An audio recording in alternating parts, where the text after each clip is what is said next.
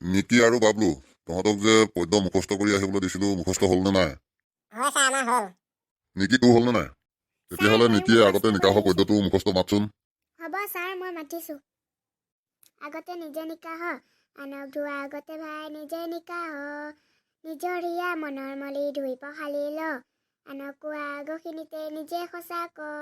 নিজ সত্যৰ নিজৰ ৰূপত গৃহ তাৰে ৰ, তেহে হ'ব হোৱা লোৱা কোৱা ৰোৱা ঠিক। জীৱন ভৰাই জমা হ'ব ধন সোণ আত্মিক। কবি অম্বিকাগিৰি ৰায়চৌধুৰী। ধুনীয়া আছে ধুনীয়া আছে। তেতিয়াহ'লে এতিয়া বাবলুৱে ফুলকোঁৱৰৰ গীত পদ্যটোৰ 8 শাৰী মুখস্থ মাত। হ'ব ছাৰ, মই মাতিছোঁ। ফুলকোঁৱৰৰ গীত।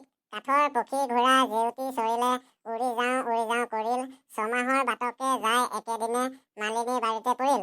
কাঠৰ পক্ষী ঘোঁৰা এৰি ফুলকোঁৱৰে ভৰিৰে মাৰিলে টিপা, সেউতী মালতী তগৰ গুটিমালি সবেও ধৰিলে শিপা। ধুনীয়া হৈছে দে, ধুনীয়া আছে।